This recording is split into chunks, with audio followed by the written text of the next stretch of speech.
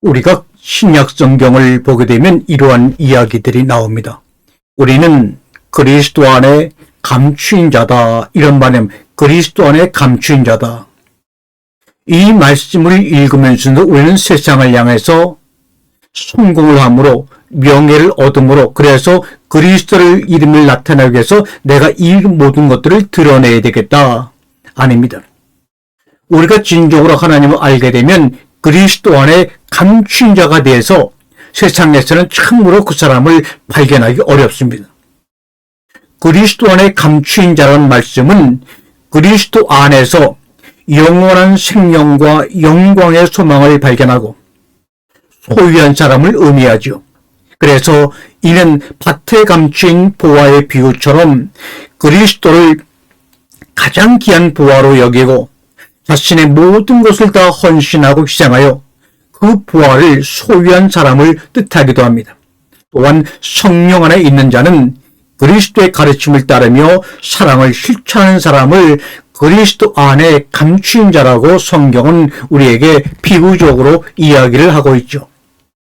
그러므로 진정으로 우리가 세상에서 나를 알아주지 않는다. 내가 세상에 있는 건지 없는 건지 모르겠다. 그런 표면적인 남의 판단과 환경으로 여러분의 자신을 다 몰아치지 마세요. 포기하지 마세요. 그리스도 안에 감춰져 있는데 누가 그걸 드러내겠습니까? 오직 그리스도 안에 감춰져 있다는 것을 내 안에 있는 그리스도를 보화로 발견한 사람만이 그 보화를 내가 그동안에 가지고 있던 모든 것을 다 헌신하고 희생해서 그 보화 하나 살려고 이 땅을 삽니다. 그렇게 살아가는 겁니다. 우리가 하나님의 형상으로 신적인 인간이 되었다는 것은 전 우주에 사는 모든 사람들에게 공통된 하나님의 일반적인 은혜입니다. 무한한 가능성을 가지고 있는데도 불구하고 사람들은 서로를 자기네 경험과 지식과 언어로 판단하고 나누고 구별해버립니다. 그렇게 하면 안 됩니다. 왜요? 누가 그리스도 안에 감춰져 있는지 그의 신분을 섣불리 판단할 사람은 이 땅에 아무도 없기 때문입니다.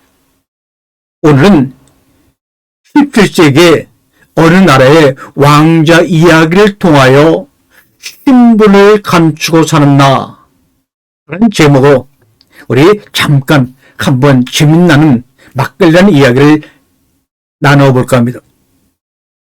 그 이름 모를 왕국의 그 왕에게는 아들을 낳고 7공주, 7공주가 있었습니다. 그럼 당연히 왕이 원하는 것은 아들을 간절히 바랬겠죠. 아들을 낳아서 자신의 왕권을, 왕위를, 나라를 물려주는 거였어요. 그런데 8번째로 아이를 낳았는데 드디어 왕자를 낳았어요. 이 너무너무 기뻐서 왕자가 돌이 지나고 몇 년이 지나서 왕의 가족은 섬에서 휴가를 보내기로 했습니다. 휴가를 보내기 위해 섬으로 배를 타고 건너던 중, 바다를 건너던 중 갑자기 산더미 같은 풍랑을 맞는 거예요. 왕이라고 큰 풍랑 앞에서 별 수 있겠어요? 큰 풍랑이 몰려오자 왕을 비롯해서 왕비, 공주들, 또 8번째 왕자가 그냥 큰 목소리로 비명을 질러가며 살려주세요, 살려주세요. 사람들은 아우성을 치며 산 위로 올라갔고 왕은 그 귀한 8번째로 태어난 아들을 가슴에 꽉 안았습니다. 벌써 왕은 물이 판까지 차오르자 왕은 더 이상 피할 수가 없었죠. 그래서 왕은 아기를 나무 상자에 넣고 바다로 떠내려 보냅니다. 그리고 왕의 일가족은 모두 바닷속에 빠져 죽게 됩니다. 죽었지요. 아기를 남은 나무 상자는 바다를 떠내려갑니다. 3일 동안 떠내려가던 나무 상자는 어느 해변에 사는 젊은 여인이 그 상자를 발견하게 된 거예요. 그 상자를 열어보니까 아주 귀여운 아기가 들어있는 거예요. 그녀는 아기를 집으로 데려와서 자신의 아들로 키웠습니다. 얼마 후에 그 여인은 다른 동네로 이사를 했고 거기서 장사를 시작했어요. 그 아이가 15살이 되자 시장에서 엄마와 함께 생선을 팔았습니다. 자파를 깔아놓고 그 비린내 나는 생선을 팔았습니다. 그리고 19이 되자 아이는 멀리 떠나 생선 장수로 동료불에 삽니다. 그런데 어느 날 그 길을 지나가던 한 사람이 노인네가 그 청년을 보았습니다. 가만히 쳐다보니까 그는 그 젊은 생선 장수가 20년 된 바다의 큰 풍랑에서 나무 상자에 실려 떠내려갔던 그 왕자임을 알아채고 말았습니다. 아, 그 왕자가 살아있구나. 그래서 너무나 감격스러워서 생선을 팔고 있는 그 젊은 청년에게 당신은 왕자입니다. 이게 무슨 말이 되는 소리입니까? 아니, 시장에서 점포도 없이 자파를 깔고 비린내나는 생선 장사하는 이 젊은이를 보고 당신은 왕자입니다. 그 말을 듣는 사람이나 그 말을 하는 사람이나 서로 미치기는 마찬가지인 것 같아요. 아니, 여보시오, 내 옷은, 내 옷을 보세요. 이 비린내와 이 옷이 이 왕자로 보입니까? 청년은 그 노친네 말을 믿지 않았습니다. 그래도 지나가던 그 노인은 생선장수가 왕자임을 재차 확인했습니다. 젊은 청년, 당신은 선왕과 똑같은 반점이 목에 있군요. 이것이 바로 그 증거입니다. 그때 자신을 바닷가에서 주었다는 엄마의 말이 드디어 기억이 났습니다. 그래서 이 젊은 생선장수는 자신이 왕자임을 받아들였습니다. 그리고 그는 그 노인과 함께 시장을 떠났습니다. 그 젊은 청년이 20년 전에 잃어버린 왕자임을 알고 돌아온 왕자를 축하하기 위해서 왕궁에서 잔치가 벌어졌고 생선 장수는 얼마 뒤에 왕이 되었습니다.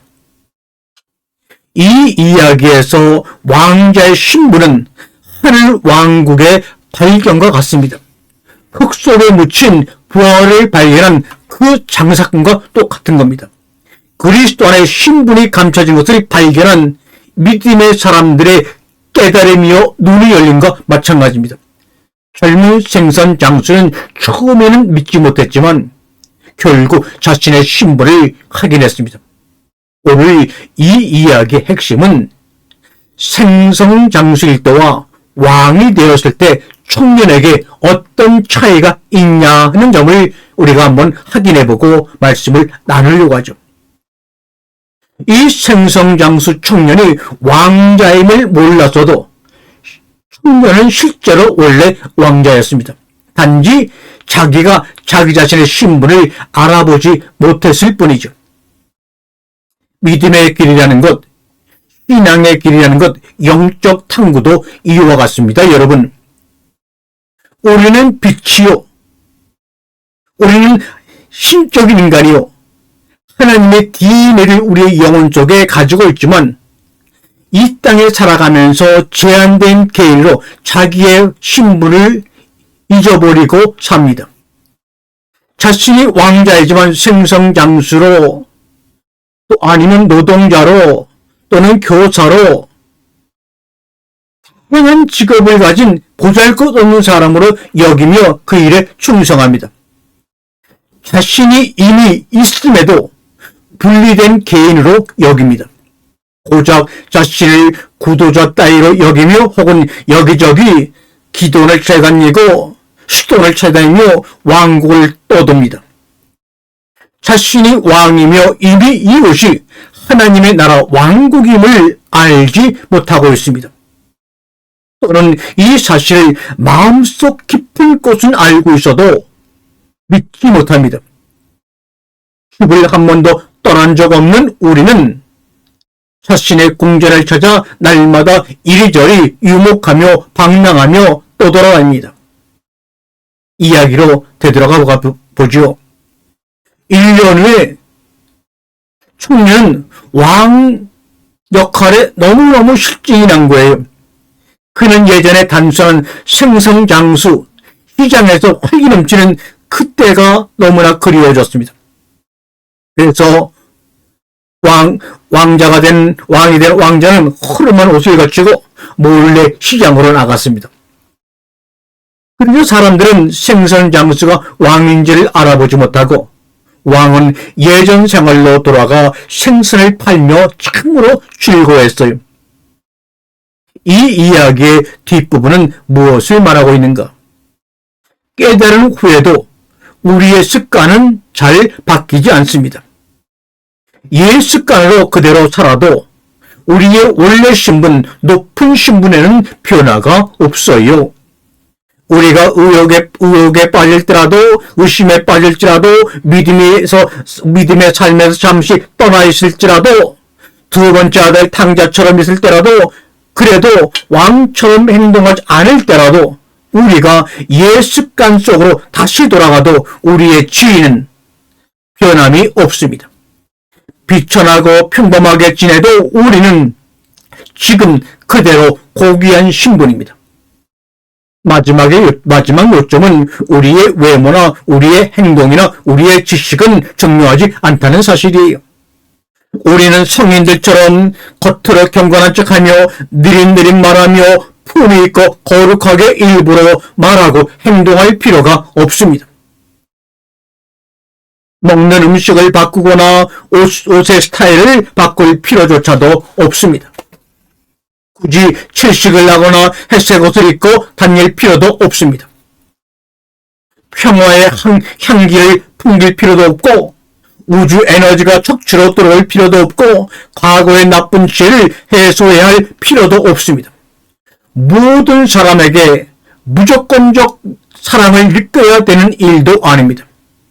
그렇다면 오늘 우리가 깨달음을 통해서 밝혀지는 것은 무엇인가? 여러분과 저, 당신을 포함한 모든 사람이 고귀한 신분이며 깨달지 않아도 같은 신분이라는 사실입니다. 그러므로 깨달은 자는, 믿는 사람은 이러저러해야 한다는 가르침을 오늘 시간 모두 내려놓고 잊어버리세요. 깨달으면 규칙도 조건도 정해진 길도 없습니다. 무조건 하여튼 하나님의 사랑 안에서 인도되기 때문입니다. 우리가 비록 이 땅에서 아무도 알아주지 아니하는 삶에 평범하게 살고 있어도 우리는 하늘나라 왕국에 있습니다. 천국에 가기 위해 죽을 때까지 기다릴 필요조차도 없습니다. 당신이 지금 시장에서 생선을 팔던, 떡을 팔던, 길거리에서 노동을 하던, 궁전에서 화려하게 살던, 무엇을 하고 있든 이 존재에서 우리가 벗어날 길은 도무지 없습니다. 사랑하는 여러분, 우리 모두 신분을 감추고 사는 하늘나라의 왕자들이며 그리스도 안에 감추인 자라는 사실을 아는 것, 이 깨달음이 회개라고 하는 것이요. 이것이 바로 믿음을 하는 목적이라는 사실을 우리 함께 깨닫기를 주님의 이름으로 축원합니다. 샬롬, 샬롬.